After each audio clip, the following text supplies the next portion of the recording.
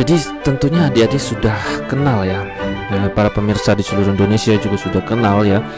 Aromaterapi sekarang sedang familiar sekali ya, dan populer sekali di software banyak sekali. Kalau adik-adik datangi di software di seluruh kota di Indonesia atau di dunia, itu ada alat-alat untuk memudahkan kita ya menikmati aromaterapi menggunakan essential oil ya. Contohnya di sini adik-adik dimasukkan dari essential oil yang kita beli atau kita gunakan di sini, kemudian keluar asapnya di sini. Nah ini ya. Kemudian ada juga menggunakan lilin candle ya. Ini untuk suasana-suasana biasanya untuk malam keakraban, jadi mengandung suasana yang hening gitu ya. Kemudian ada juga ini ya, dibakar di bawahnya. Ini alat-alat sudah familiar. Apakah aromaterapi ini berpengaruh pada kesehatan? Tentunya kita bisa mengambil logika sederhana. Bayangkan adik-adik sekalian berada di suatu lift ya, di suatu lift berempat, terus itu dua atau salah satu di antara adik-adik sekalian itu ada yang buang gas ya atau kentut ya. Kemudian lift itu masih lama sampai tingkat 20 kayak gitu. Kira-kira akan merusak nggak kesehatannya? Rusak pikiran ya ternyata ya. Jadi itu bukti bahwa ketika ada aroma yang tidak sedap itu akan merusak pikiran kita. Terkadang ada yang sangat menusuk sekali. Lain ketika kita berada dekat sama orang yang harum, wangi, atau ruangan yang harum, wangi, akan menenangkan pikiran kita dan terkadang bisa menyembuhkan stres kita. Dan itulah orang terkadang berlibur ke alam gitu, menikmati wangi dari alam. Tapi ini berbeda, ini terapinya spesifik, wanginya lebih spesifik. Dan lebih lanjut, ternyata kita ini kecolongan sama para paranormal ya, para dukun baik di dunia Indonesia maupun dunia internasional telah menggunakan aromaterapi maupun flower terapi ini. Bahkan ini ada nih dukun yang menggunakan buah-buahan untuk sesajennya menggunakan buah-buahan. Di sini ya mereka menggunakan dupa ya. Jadi disukai juga sama dunia lain itu, bau-bauan itu. Bukan hanya manusia. Jadi jangan mau kedahuluan. Sini apoteker jangan mau kedahuluan ya. Farmasis atau para penonton di seluruh Indonesia ya, jangan mau kedahuluan karena ternyata mereka sudah menyadari duluan fungsi dari aromaterapi ini. Luar biasa. Baik, sekedar pengenalan ya, aromaterapi yang sudah berkembang luas. Dia pada zaman dahulu itu memang belum banyak digunakan sebagai therapeutic use ya, masih penggunaannya masih rendah kayak gitu ya dulu dalam therapeutic use, banyak lebih digunakan pada acara-acara keagamaan biasanya. Ternyata sampai sekarang bisa dia berkembang penggunaannya. Ini adalah riwayat-riwayat perkembangan ya dari dunia aromaterapi. Memang yang berjasa itu seperti ada ilmuwan ternama dari Prancis nih, parfumer chemist ini ya. Ini ya berjasa ini yang terrecord di dunia, seorang wanita pria nih, Reine Maurice Gattefossé ya. Kemudian dia ini konyolnya, dia mencoba pada tangannya sendiri, dia mencoba pada tangan sendiri membakar tangannya di lab ya, tapi nggak semuanya. Kemudian menyembuhkan luka bakar itu menggunakan lavender oil dan ternyata bisa sembuh gitu ya. Tapi ya nggak sempurna juga itu. Ini membuktikan bahwa essential oil itu bermanfaat secara terapeutis juga.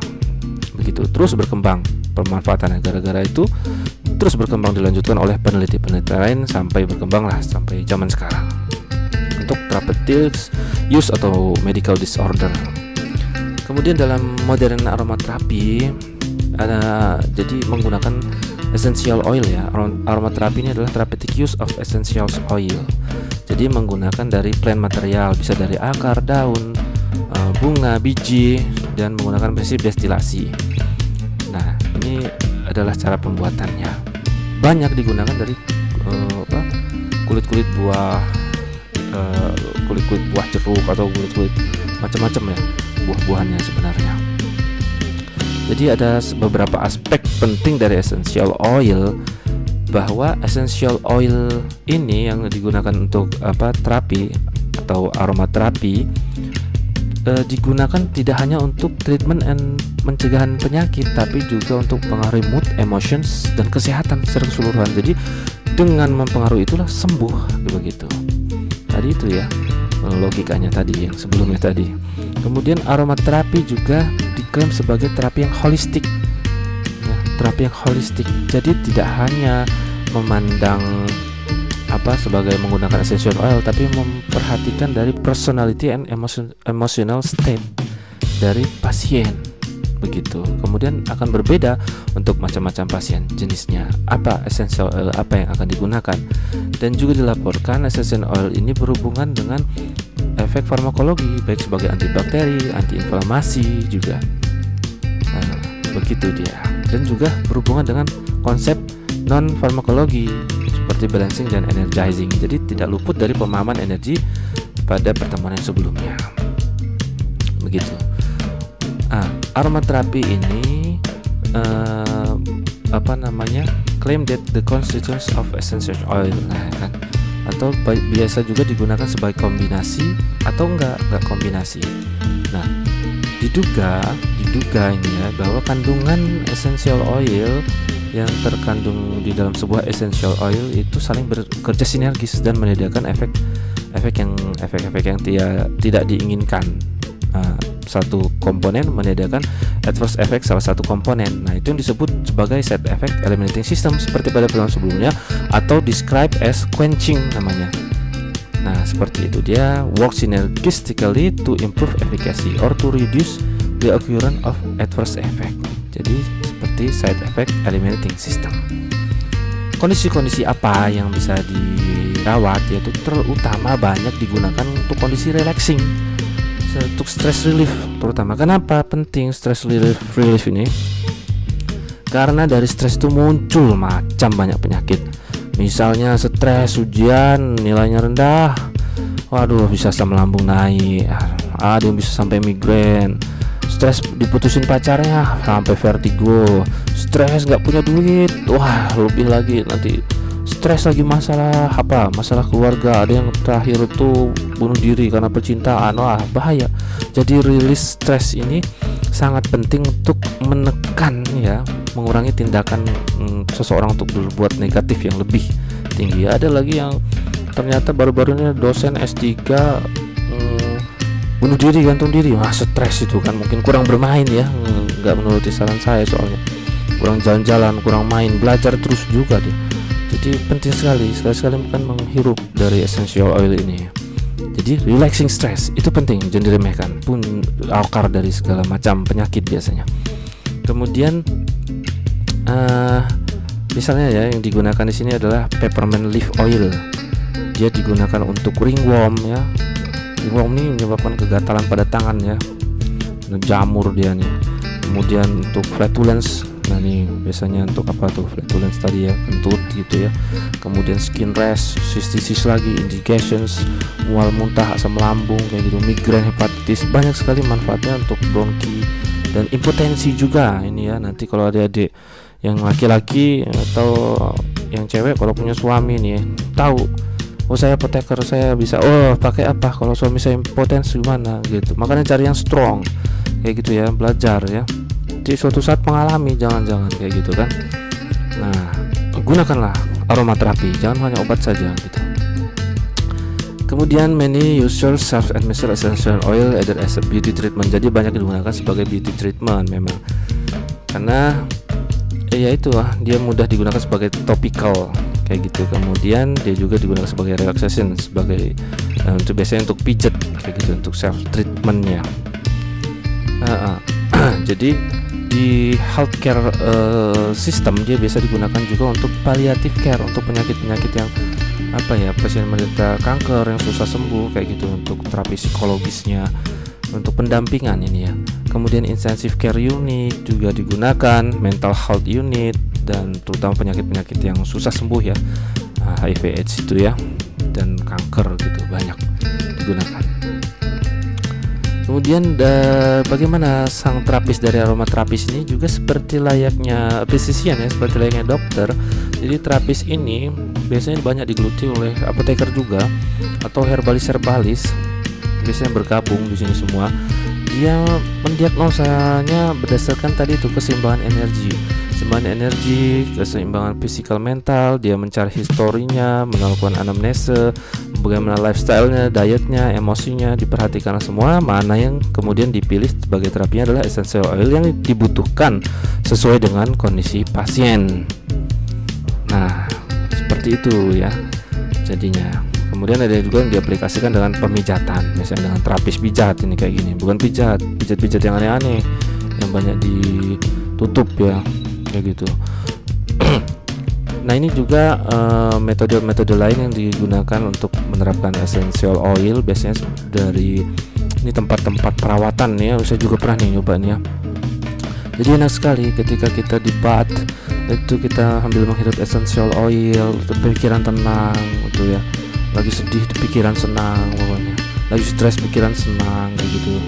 Jadi dengan menghirup ya di bath ya, di bak mandi itu yang kayak gitu, tapi yang keren, bukan bak mandi yang kuno ya. Kemudian dengan cara dihisap juga inhalation, tapi jangan deket-deket ya. Kemudian menggunakan vaporizers dan burners ya, seperti yang di depan tadi. Essential oil ya, di situ banyak terkenal, misalnya natural lavender paling yang banyak terkenal digunakan. Dia mengandung banyak 100, sebuah essential oil mengandung 100 atau lebih chemical constituent yang konsentrasinya biasanya 1% atau di bawahnya. Tentunya semua sangat bermanfaat. Ada juga yang hanya mengandung 1 or 2 major constituent, dan ini juga bermanfaat secara terapeutik dan membuat efek toksik juga terkadang ya. Nah, ini semua kandungan ini bekerja sinergis dan menyediakan efek samping di antara sesamanya. Keren banget. The constituent of essential oil are volatile compounds. Jadi kandungannya banyak ya, sebagian besar itu adalah mudah menguap. Itulah kenapa harus disimpan di dalam kondisi-kondisi tertentu yang bebas dari cahaya, panas, udara, kelembapan. Itu harus diperhatikan karena dia akan kandungannya bisa berkurang seiring waktu. Itulah kenapa dia botolnya khusus ya, kalau diperhatikan tuh agak gelap kayak gitu, karena senyawanya mudah menguap, sensitif sekali. Efficacy and safety-nya banyak dilaporkan, ada yang melaporkan positif, ada yang enggak kayak gitu. Tapi secara ini ya, yang didapatkan dari penelitian Victor 1996 bahwa dia bisa masuk ke sirkulasi melalui topical application maupun after inhalations, cuman tidak banyak ya, very small, masih dalam batas aman, sehingga dia memacu efek farmakologi karena dia diabsorpsi juga ya by the other on the olfactory system kita. Jadi absorpsi juga mau masuk ke sirkulasi, jadi topical and after inhalations. Memang efek-efeknya secara khusus sudah ditunjukkan pada percobaan-percobaan secara in vitro juga dan menggunakan model-model animals. Tapi ketika dilanjutkan dalam studi klinik ternyata efeknya belum terlalu terlihatan. Bahkan terkadang pakai minyak biasa juga sama aja message-nya kayak gitu dalam suatu penelitian yang dituangkan oleh Barnes. Serak dikit ya. Jadi begitu secara efikasinya. Dan untuk safety-nya juga masih limited ya. Paling tidak dia bisa menyebabkan ngantuk, kepala pusing atau mual kayak gitu ya. Cuman ya tidak terlalu parah lah. Asal gunanya secara bijak juga, dan ini harus hati-hati karena safety-nya belum ada ya, belum terrecord dengan baik untuk orang yang hamil. Jadi nanti kalau adik-adik hamil tuh hati-hati juga ya, nanti di trimester pertama misalnya mau nikah gitu kan. Nah, jangan terlalu sering gunain gitu kan, tapi bisa juga gunain ya, karena ini juga buktinya belum jelas kayak gitu. Dan harus hati-hati terhadap pasien yang epilepsi. Apa iya gitu, siapa tahu malah sembuh ya dengan epilepsi. Ini belum tentu benar juga nih yang ditulis ini ya, jadi jangan mudah percaya. Oke, begitu sekitar konsep dari pengobatan aromaterapi. Dan lanjut dengan flower remedy therapy. Flower remedy therapy pada prinsipnya tidak jauh beda ya dengan aromaterapi ya. Dia aromaterapi maupun flower remedy therapy itu kandungan utamanya biasanya golongan terpen ya dari konstituennya. Ini disebut Bach Flower Remedies karena penemunya Bach. Flower Remedies ini juga terkenal zaman-zaman sekarang ini di Australia, di Amerika, di Brazil, di Indonesia juga terkenal ya. Untuk apalagi adik-adik yang mencintai atau para viewers mencintai tentang alam kayak gitu, pasti akan kenal dengan Bach Flower Remedies. Bisa digunakan ya ini dalam konsentrat. Kemudian base flower remedies dikembangkan oleh seorang dokter dan homeopat ternyata pada tahun 1936. Dia ini pecinta alam juga. Dia berdasarkan konsep bahwa pemikiran negatif bisa menyebabkan penyakit ya pada fisik, sehingga pikiran-pikiran itulah yang akan menjadi target ya. Dengan membenarkan pada pasien psychological state, penyakit itu akan hilang. Nah, itulah teorinya. Dia mengidentifikasi 38 negatif psychological states. Ada 38 ya negatif psychological states-nya. Dari rasa iri, hopelessness, merasa bersalah, merasa keraguan ya, keraguan dalam membuat keputusan. Makanya ketika kita bersalah terus kita merasa bersalah terus, itu juga tidak baik gitu ya. Kita ragu, dalam keraguan, indecisions, itu juga tidak baik. Ragu memilih pasangan ya. Kalau pasangan aja ragu, gimana? Ragu memilih fakultas, ragu memilih cita-cita, juga tidak baik gitu. Tapi ragu boleh aja sebagai untuk penolong ya, rambu-rambu penolong, tapi jangan kelamaan ragunya. Nah, seperti itu. Dia pada intinya si Edward ini juga mengidentifikasi 38 negatif. Apa itu? Nanti bisa di-search di internet ya.